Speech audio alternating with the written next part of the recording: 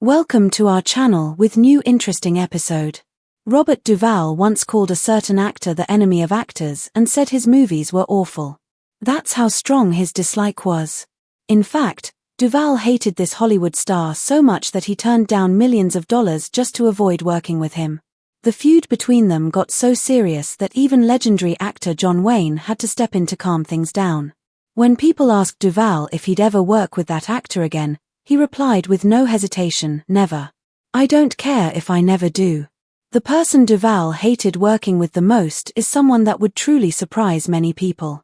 Robert Duvall was born on January 5, 1931, in San Diego, California.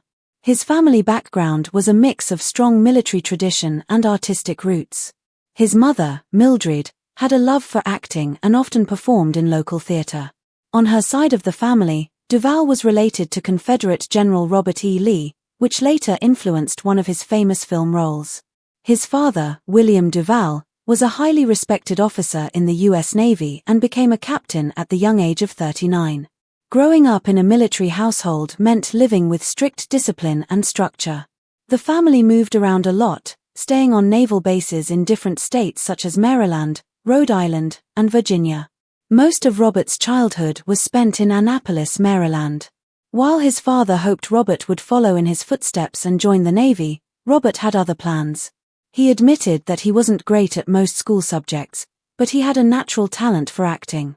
His interest in acting started when he attended Seven School in Maryland and continued at the Principia School in Missouri.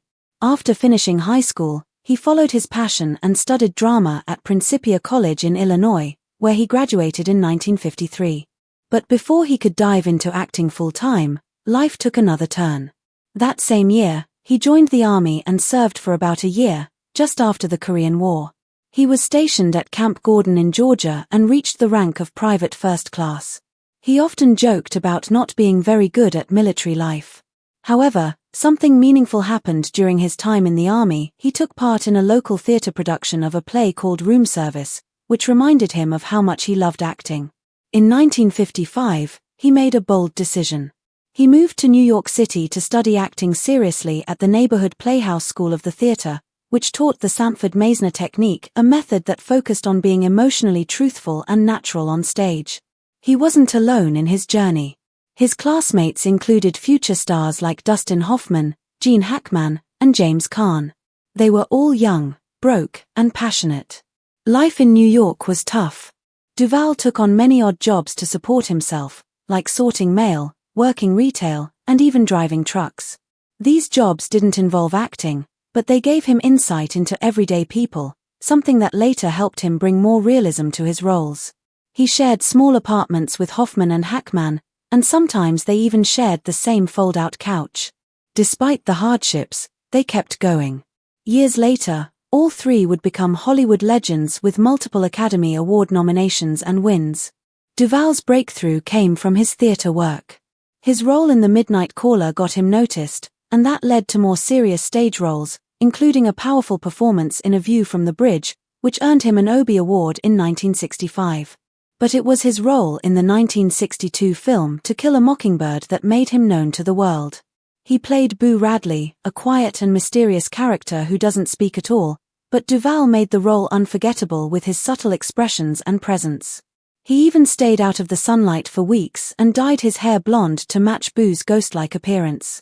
His performance didn't need any dialogue to leave a lasting impression.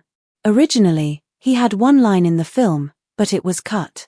Still, that silent role became one of the most memorable parts of the movie. Duvall's role as Tom Hagen in the Godfather series became iconic. Tom Hagen was more than just the Corleone family's lawyer, he was a close advisor, the calm and logical one who used words instead of violence. Although adopted by Vito Corleone, his background made him feel like an outsider in the family. While others like Sonny or Michael acted with emotion, Hagen was thoughtful and strategic. Duvall's performance stood out in the 1972 film, and he was central to many key decisions in the story. In one famous scene, Hagen goes to Hollywood to ask producer Jack Wolse to cast Johnny Fontaine in a film. When the polite request is ignored, the Corleone family makes a brutal point. Wolse wakes up with a horse's head in his bed. Hagen didn't deliver the threat himself, but he made sure the message got through. In The Godfather Part 2, Hagen's role expanded. After an attempt on Michael's life, Hagen became acting Don.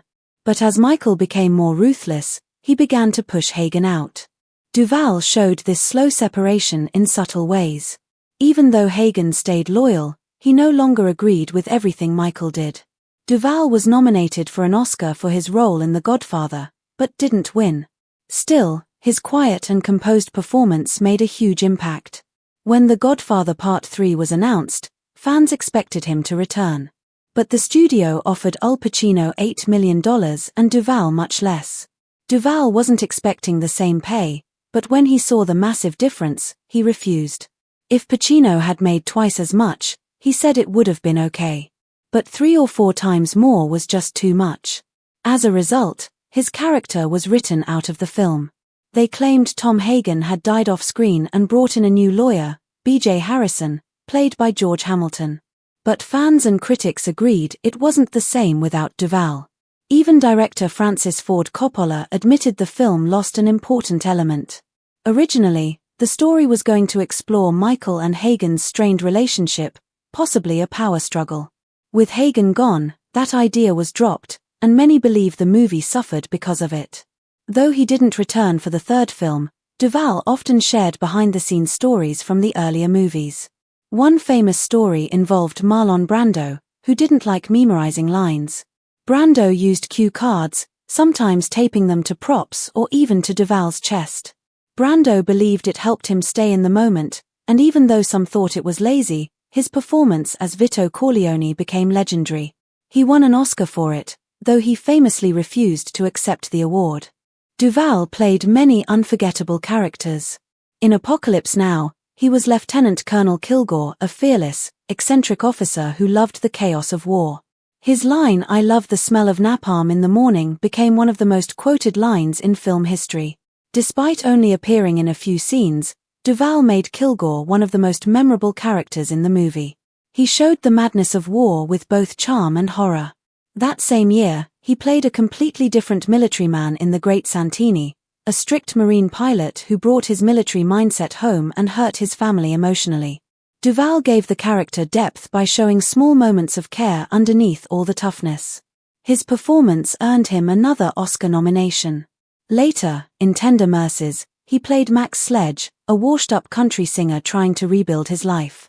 Duvall traveled across Texas to prepare and even sang all the songs himself. One of the saddest moments in the film is when Max finally starts to reconnect with his daughter, but she tragically dies in a car crash.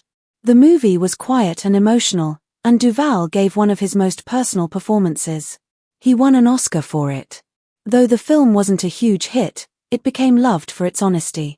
Years later, Duvall put his heart and soul into The Apostle, a film he wrote, directed, and funded himself. No studio wanted to make it, but he believed in the story. He played a Pentecostal preacher named Sonny who made mistakes but tried to start over. Many scenes featured real churchgoers, which gave the movie an authentic feel. Duvall never made the character a stereotype. Sonny was both inspiring and deeply flawed. One powerful moment shows him changing a racist man's heart through kindness and preaching.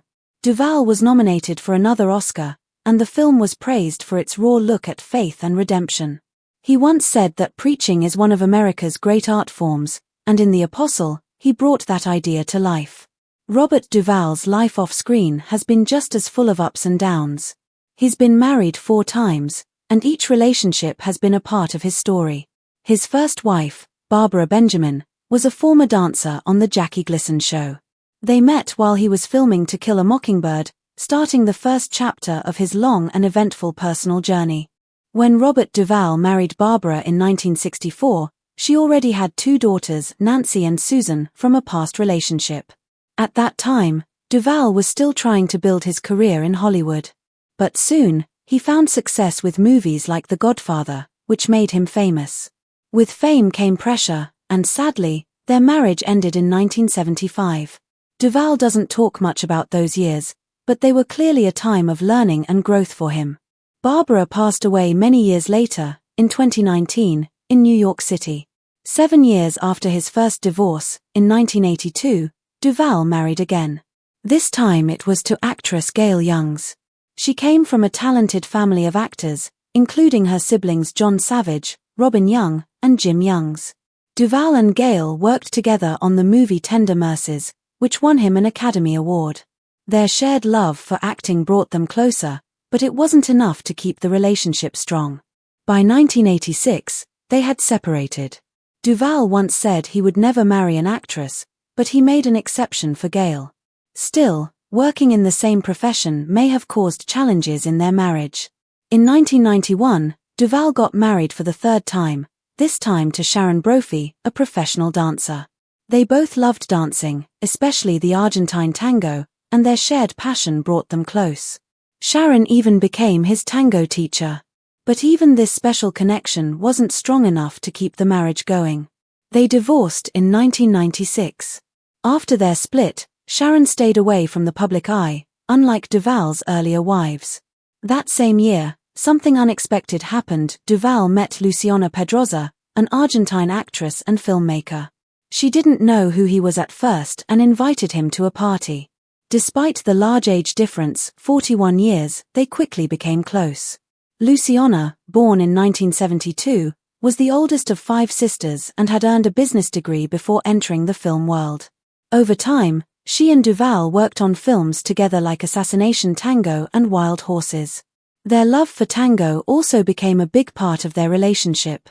They got married in 2005 and have stayed together ever since. Besides movies and dancing, they also started a charity called the Robert Duvall Children's Fund, which helps children and families in need, especially in Argentina. Even though Duvall has been married 4 times, he never had any children.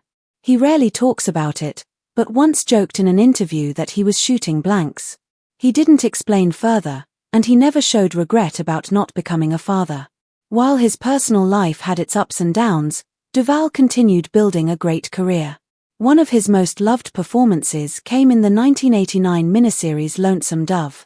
He played Gus McCrae, a retired Texas Ranger who goes on one last cattle drive with his old friend, played by Tommy Lee Jones. The show was a massive hit. Over 26 million people watched it across 4 nights. Duvall brought warmth and humor to Gus's character, making him feel real and relatable. He later said Gus was his favorite role even more than his part in The Godfather. The miniseries won several awards, including 7 Emmys. Although Duvall didn't win Best Actor, James Woods did. He did win a Golden Globe. Gus's death in the series was both emotional and memorable, especially his line, "It ain't about dying, Woodrow. It's about living." Critics praised Duvall for giving the character depth and soul. Gus wasn't just a cowboy, he felt like a real person. In the early 1990s, Duvall took on some very challenging historical roles. In 1992, he played Soviet dictator Joseph Stalin in an HBO movie about Stalin's rise to power. The film was shot in Russia, just before the Soviet Union collapsed, adding a layer of realism. Duvall prepared intensely for the role by watching old videos and speaking with historians. He called Stalin a street gangster who ruled through fear. His performance earned him another Golden Globe. Then, in 1996, Duvall played Adolf Eichmann, one of the masterminds of the Holocaust, in the film The Man Who Captured Eichmann. The movie showed how Eichmann was captured in Argentina and brought to trial in Israel.